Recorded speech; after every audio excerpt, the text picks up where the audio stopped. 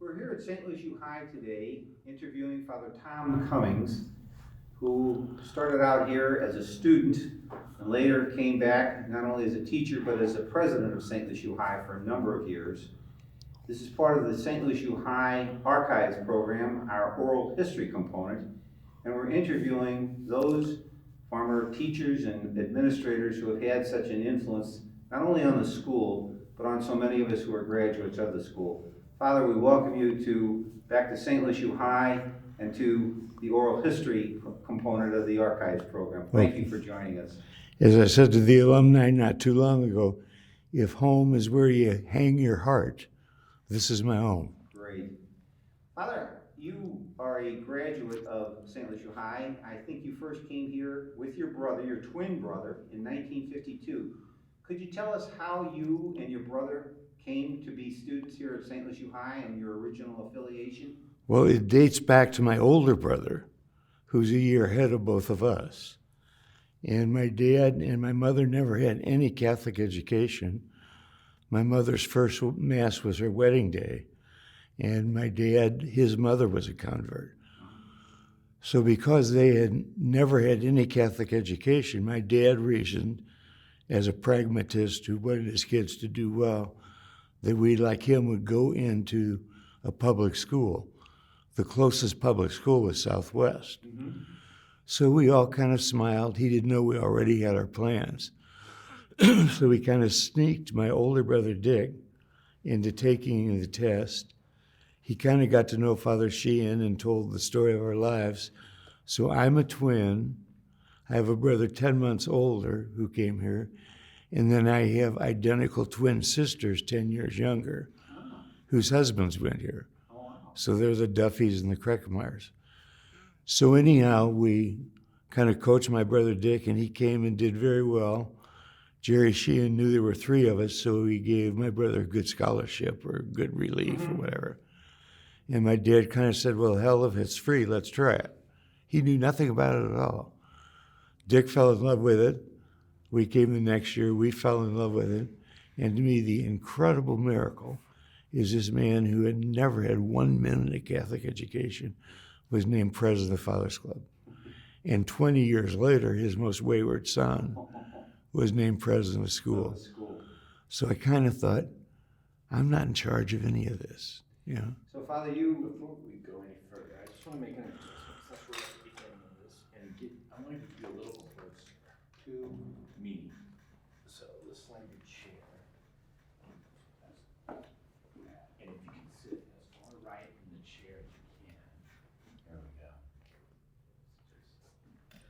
Jim, would you get that water bottle there and pour the rest of it into the glass for Father? Which glass? Right here. Filmed already, is that still good? It's good. Okay, we're just seeing.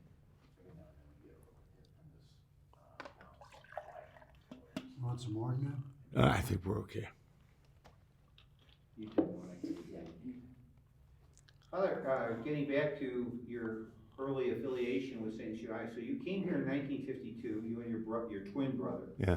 And you spent 4 years here. Mm-hmm. Did you go directly into the Jesuits from graduation after high school here? I did, and that was a custom.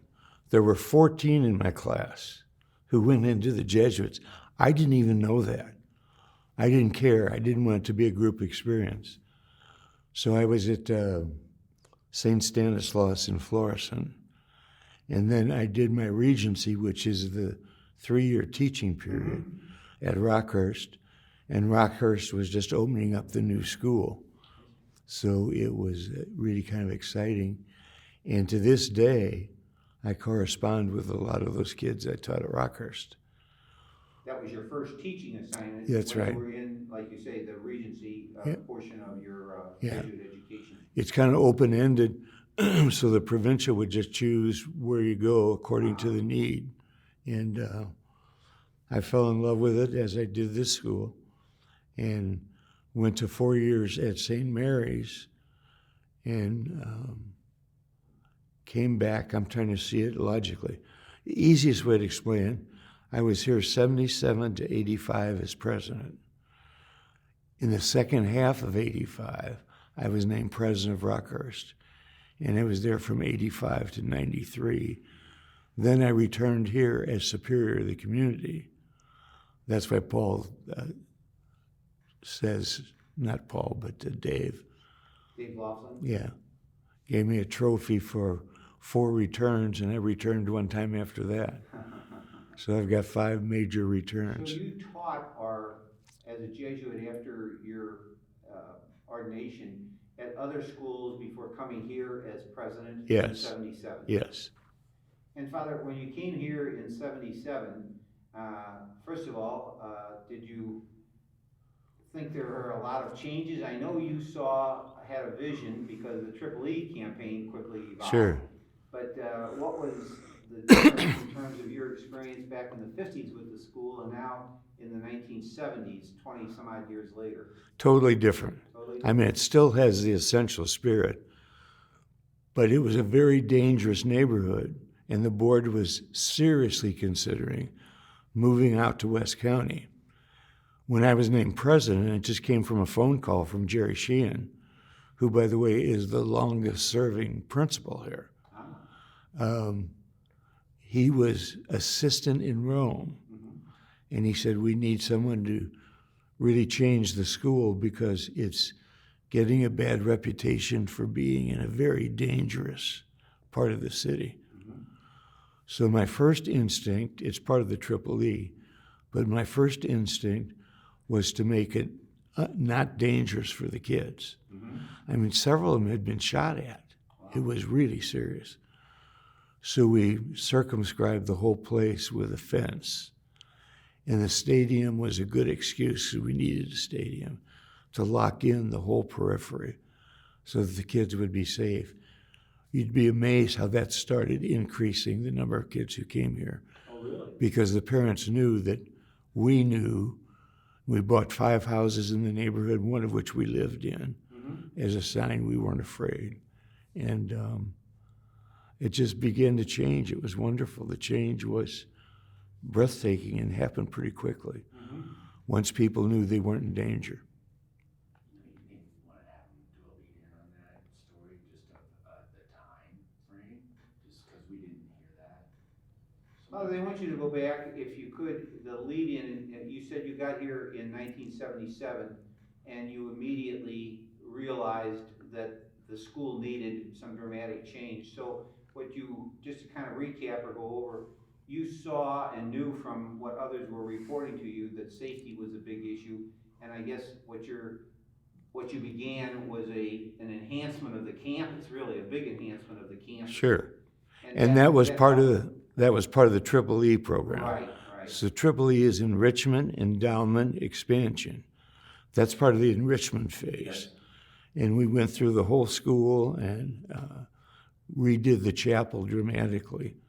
You know, we carpeted and. I remember coming back and seeing this was not the chapel, but it was dramatically improved. But it was a return to the original. They had, in kind of the secular reaction with Vatican II, they had gotten rid of all the statues and all the religious goods except a big crucifix. Yes. Which some student, I forget who it is, but so we kind of regained the statues, brought the altar way closer into the community, and even that was a big change. And you say as that program reached fulfillment, it helped enrollment. I mean, very much so. Yeah. I mean, the reputation, not that the school had gone downhill, but that the neighborhood had, and that was affecting parents' decisions as to whether they would. Sure, it was pretty dramatic. It was almost frightening. Did that also entail, you mentioned as we came here to the Ignatian conference room for this filming, some of the changes that you made physically to the building? Because this part of St. Lucia High was always a Jesuit residence. That's right. My room was right there. Okay. Well, as I recall, and you probably the same way when you were a student here, I mean, this was off limits at that time to any of the students. It was formerly cloistered. Oh, I didn't know it was formerly. So that, pardon me for interrupting, Bob, but those stairs down with the door, that door started cloister. Oh. So no teacher, no kid ever came through that Even cloister. the teachers, because it was cloistered. Clayster? Yeah. I didn't realize that the teachers even weren't allowed. Records in terms of, I know CBC, they didn't have some of the, maybe the neighborhood problems, but they had issues and they wound up having to move to West County. And you Yeah. were saying that the board was, if not on the verge, seriously thinking of possibly closing the Oakland campus and moving elsewhere. Yeah. And so when you came as president in '77, again, recognizing this neighborhood problem, you began the EEE program, Uh-huh. and you were explaining to us how it was enrichment, enhancement, and expansion. No, enrichment, endowment, expansion. I'm sorry, that we increase the endowment. Yeah. So what I wanted to ask is, not only was the new football stadium built, and you mentioned that everything was fenced in for security, when was it that some of this area that had been the Jesuit cloister was changed over and made into offices? You mentioned that your office was up here for a while. Yeah, yeah. Could you tell us a little bit about that background? That was very gradual and very painful because the older Jesuits didn't want to move out of their rooms. Yes. So the first thing I did is take the first floor, divide it up. If you faced it, on the right side were offices. On the left side were really kind of counseling rooms, guest rooms, etc. Right. And so I was the one who first took over the first floor. Second floor, I did a bit, and then I think it was Paul Sheridan or someone, completed Followed in your lead. So by that time, the Jesuits were used to it because their numbers were so declining. Yeah. Well, obviously St. Lucie High has not only stayed here but thrived. I think the enrollment continues to be well endowed. So we have you and others to thank for that. Sure. That move, because otherwise St. Lucie High might well have wound up in far West County as so many of the other schools have. Well, and as I told the board, you could never get the resources that you have here if you moved to West County. So at the time they were building the big building next door to us. The Science Museum. Yeah. And then they connected that with the planetarium, which existed in Forest Park. Yeah. Across the highway. So you get the planetarium, you get the building next door, you get the zoo, you get the botanical gardens. You couldn't have any of that. And the school has also had some affiliation, I think, with the junior college. Isn't that where the swimming program, I think, haven't they used the facilities there at times? Yeah, there's so many stories to tell. Yeah.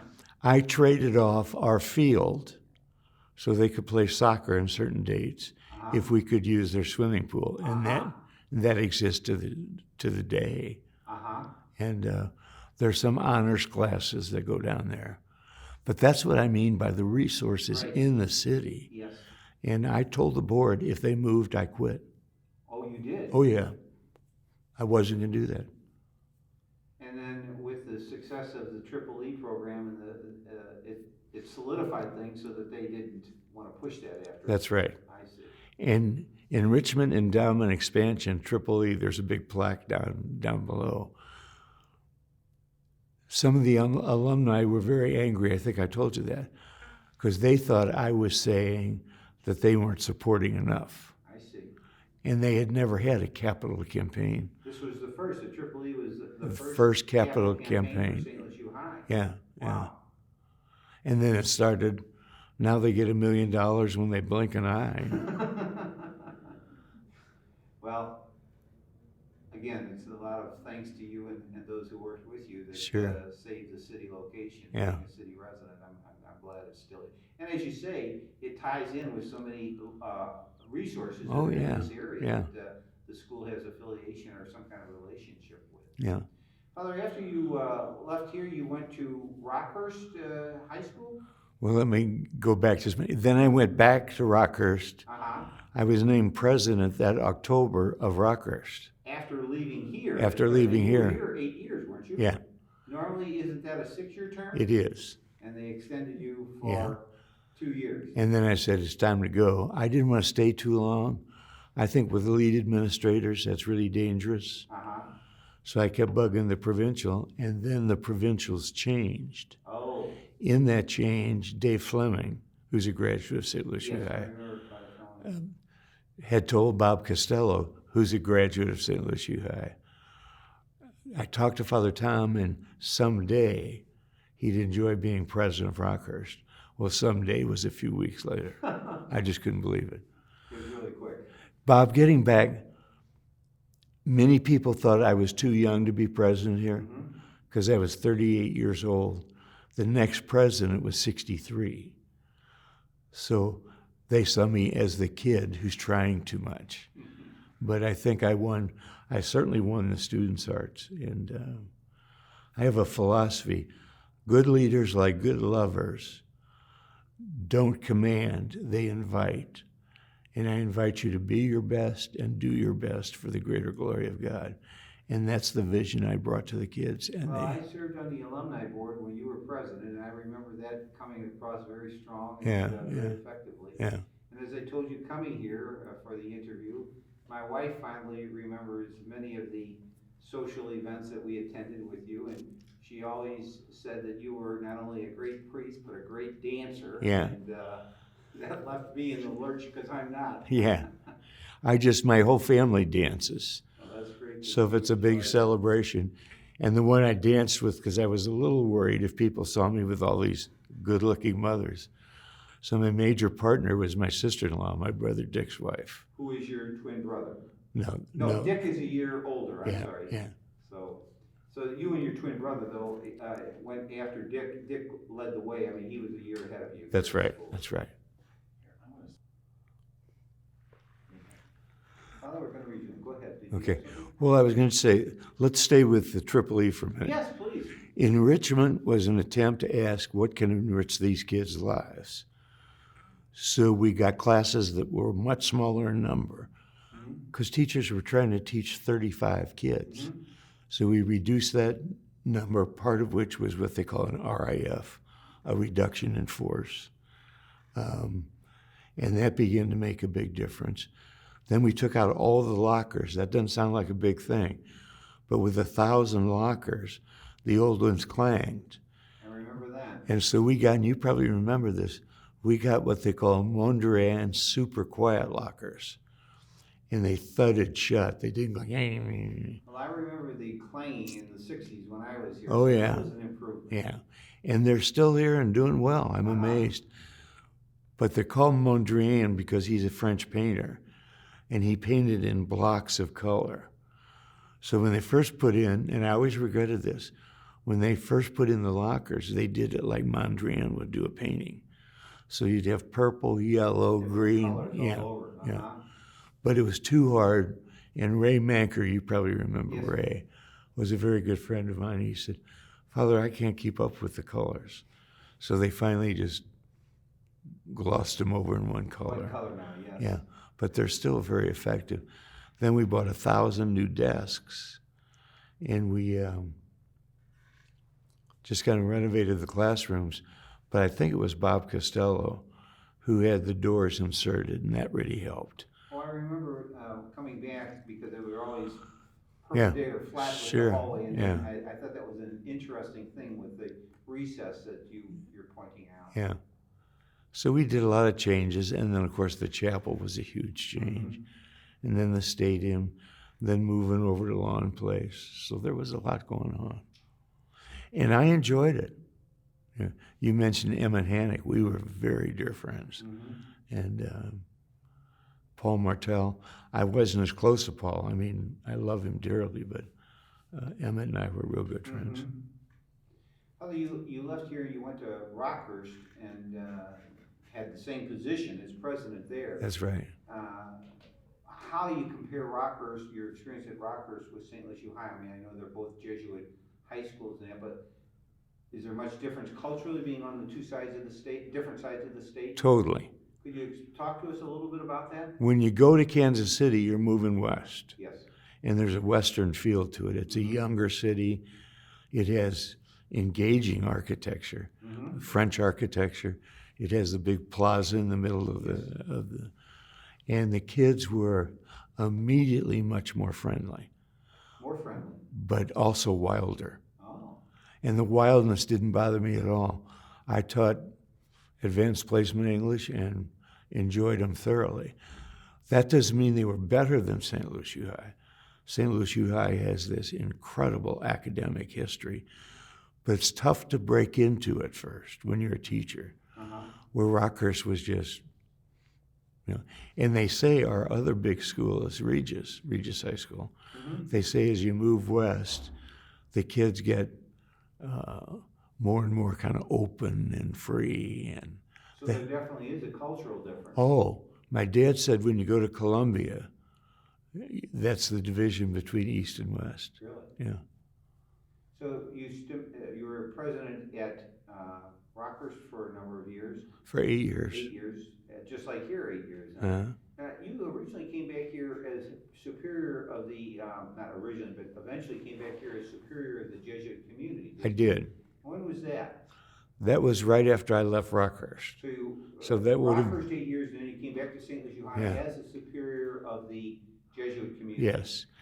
And that probably would be 93. In those 8 years, I mean, a lot had begun back in your tenure in the 70s into the 80s with the AAA. Did you notice much change in the school or the environment when you came back in the 90s, or was it? It's what I wanted. It's what you wanted. I could see it materialize. The kids were more open. They had a green space. Yes. That was a parking lot. I remember way back, you organized a party to move trees. There were a lot of trees that had to be transplanted. Well, we had supervised that. Well, we had to get rid of the old trees. Yes. They were old pines that were just falling apart. So we, with kids, dug up those trees. I remember that. And then Joe Bannister, who's my classmate, Yes, I remember Joe. he was in construction, and my dad thought we were crazy, dug up the trees that were on the, what side is this on the North side? I'm trying to think. I mean, Oakland would be the north side of it. Yeah. Yeah. Because the trees were planted along there, I remember the trees. That's right. Yeah. And we transplanted the trees from that line, the old football field or whatever. And we hand transplanted them. My dad thought we were crazy. And we went up them and got them stripped down as much as we could. And then we ran a hose all the way. Ray Manker did this. Or no, Brother Witz did it. And had it watered every day. And every tree, 13-year-old transplants, every tree has lived. That's a remarkable story because oftentimes with transplants, especially trees of that maturity, don't handle it. 13, they were 13 years old, And if you look to prove it, we were in such a rush to get them into the ground. If you look at the ground, it's all uneven because we just plugged them in and went forward. But those are still the same trees. Wow. Well, they add to the campus and provide a nice line of vision going west. Father, what about the Jesuit community? I guess by the time you came back as superior, it has shrunken, had it? Oh, when I was a boy here, there were 46 Jesuits. At St. Louis U High? At St. Louis U High. Priests, brothers, and scholastics? Yeah, there were 14 scholastics. That's unheard of today. Yes. And, they were great fun, but you could still feel a subtle change of the lay people, that they were suddenly given big, important jobs, and they were part of the whole development. So I saw that, and that's why I became so close to so many teachers. And what's the next thing I was going to say? Anyhow. Father, were you here when, I guess it was Paul Owens became the first lay principal? I mean, that was a big change because it was the first non-Jesuit to be in a That's right. leadership role at that level. And originally as a board, we had voted in a Jesuit, but he was from another province, and his provincial decided he couldn't come. Oh, I didn't know that. So we said, let's think of a layman. And one of the laymen that we wanted was a classmate of mine, and ended up being president or principal at Clayton. Oh. But it was Paul Owens, and then after Paul Owens, it was Leo Dressel, I think. I forget the sequence, but Leo Dressel was a Jesuit, Oh, yeah. and then at one point they went to Mary Schinkenberg, was it, the First Lady Yeah. principal here? That was a little bit later, I think. I was in on both of those, and You they were huge moves to get a lay principal. Right. I thought half the alumni were going to leave us, and then to get a woman principal. So you were part of that? Oh, yeah, Okay. very much so. Well, She was a good friend of mine, and she's as good a dancer as I am. We had a great time at the faculty parties. Oh, that's great. Well, how difficult was it to convince the powers that be to go with not only another lay person, but the first woman principal here at St. Lucie High? They had a professional staff, and I can remember Leo Dressel talking about it. And he said after they interviewed people, she was the obvious first choice. Mm-hmm. So they just went ahead with it and announced why, Mm-hmm. what she had done and so Mm-hmm. forth. She had been, I think, principal at Nearing's, Mm-hmm. and was much beloved, and we went with it. And I think it really changed the school in terms of respecting women. That the person now in charge was a woman. Yes. And she was very sweet, but she didn't back away from any decision. I really liked her. And then she retired. And was she accepted by the other members of the faculty being brought in, or was there a period of adjustment? Do you recall? There was a period of adjustment but because quickly, had, I'm sure, won over by yeah, those yeah, doubters who didn't know whether a woman would be able to yeah, handle the job here. yeah. And you say you think that helped change some of the culture. Not that it was an anti-feminine, but it helped soften or make the boys more appreciative. Very much so. And they also saw her strength. Yes. But they were real cute. Sometimes going down steps, they'd reach out their hands to help her. She was a lot healthier than they were. Yes, that worked out well. And then we went back to a male lay principal. Well, another thing I wanted to ask you about, and jumping back to the Triple E, and you mentioned that St. Lucie High bought several properties along Lawn. But I remember talking with you back then with the expansion that you commented at one of our alumni board meetings that St. Lucie High wanted to remain a good neighbor and not destroy That's right. the neighborhood. And I remember I was very impressed with that consciousness on your part and effort to be a good neighbor, not just the 800-pound gorilla. Yeah. Because you could have torn down dozens of buildings. And We have such powerful alumni, we could have done anything, really. I understand. Could you talk a little bit about that? And what not forced you, but made you say we're going to be good neighbors? And the expansion was basically to the west and south, where there were relatively few residents. Yeah. Well, that was one of the toughest roles I played. So I interviewed. Can you tell us what that is? Because we don't, as a viewer on the video, we don't know what you're talking about. Okay.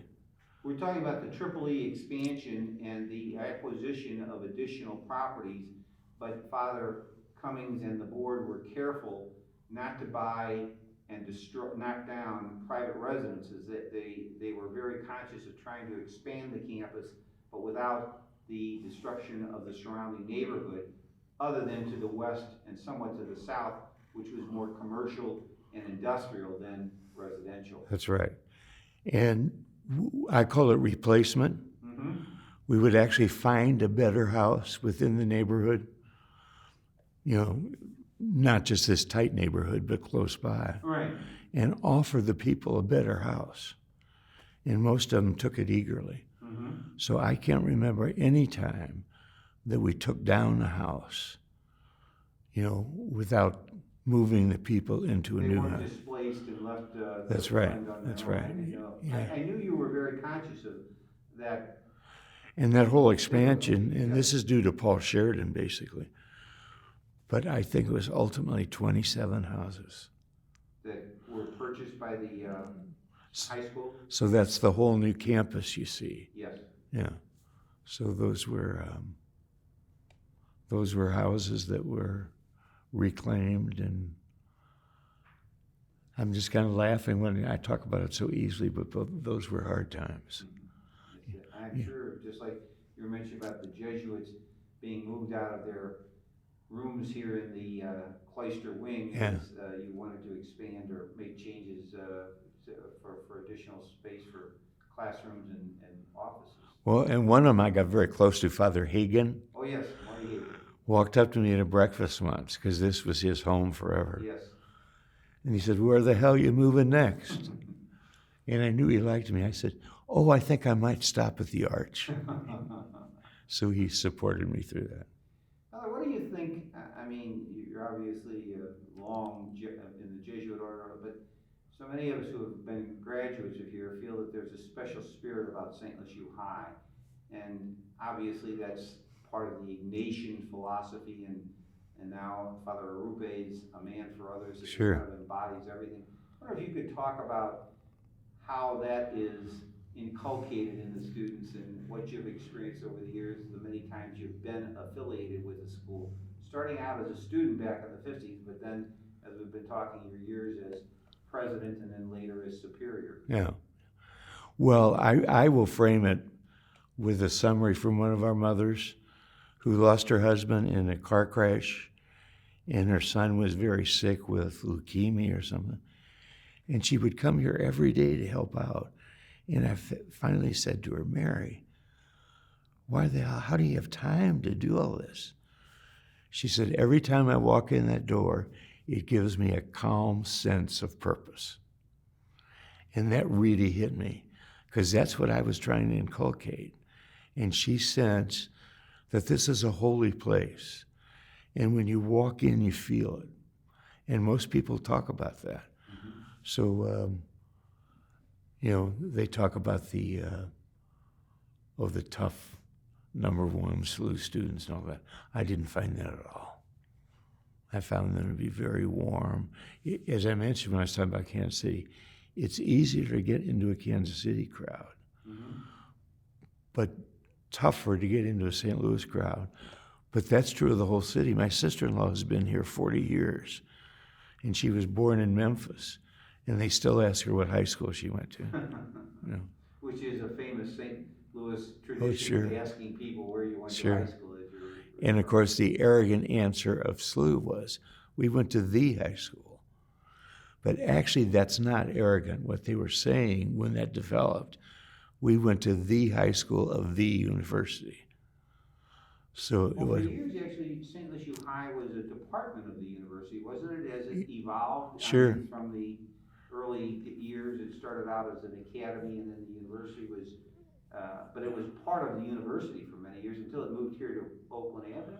Yeah, well, no, and I wasn't part of this at all, but they say the first founding was downtown.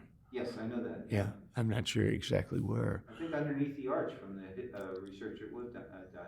Oh, really? Yes. That's interesting. But later, as both the high school and the college, St. Lucie evolved, I think for years, wasn't it?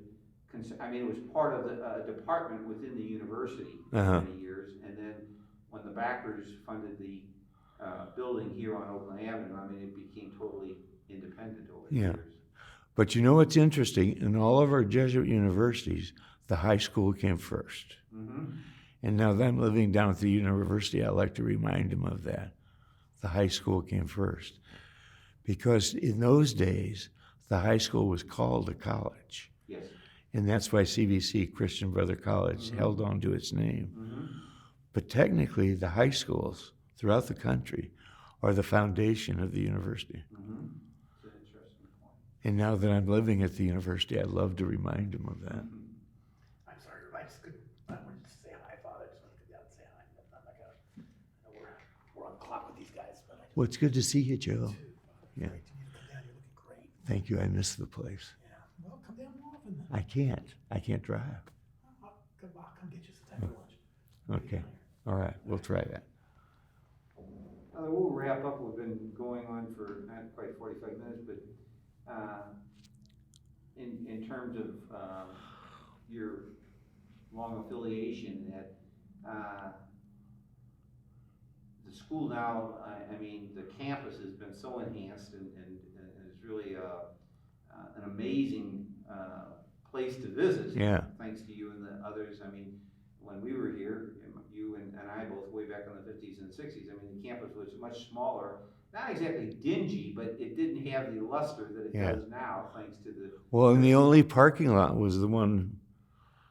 On the alley. On the alley, yeah. It was very, very limited Yeah, there, and I'm sure that probably caused some, I mean, with kids parking all over the place, caused some neighbors to be upset in terms of not having. But see, in our time, there weren't many kids who had a car. Well, that's true, that's very true. It was mainly bus and even streetcars. Oh, that's one other quick story now. Please. The other thing I decided in the Triple E program, endowment's obvious, Yes, expansion's obvious. yes. But we had an old rickety school bus, and every time we had a football game, every time we had a practice, we had to take that bus somewhere to borrow a field to practice on. Oh, And of course, a lot of it was Forest Park. yes. That sounds easy, but you had to go out to Kings Highway and all the way around. And I was really afraid for the kids' safety. So I went out and got what they call a Wayne lifeguard system, W-A-Y-N-E. It's still it's considered the safest school bus there is because it's ribbed all the way around. So if it should tumble or fall, it doesn't collapse. So we didn't have the money, and we took a real risk, and we were so proud of our SLUH Blue Wayne lifeguard system. I think it might still be here. I don't know. I don't know, but I remember the old bus that you referred to, and then the new one that was quite an enhancement. Oh, yeah. And we painted it a SLUH I Blue. remember that, yeah. And we had a slogan, SLUH, Spirit Lifts Us Higher. Spirit lifts us higher. So everyone thought we were a Baptist college as we went. Well, Father, thank you so much for taking the time to come visit with us, and thank you for your long service to not only the Jesuits, but to the St. Louis SLUH High community, which you're well-known, well-liked, and beloved by so many. So Thank you. Thank you for this time. And this year is my 60th year as a 60th Jesuit. year since joining the Jesuits? Mm-hmm. Wow. Thank you so much. Okay.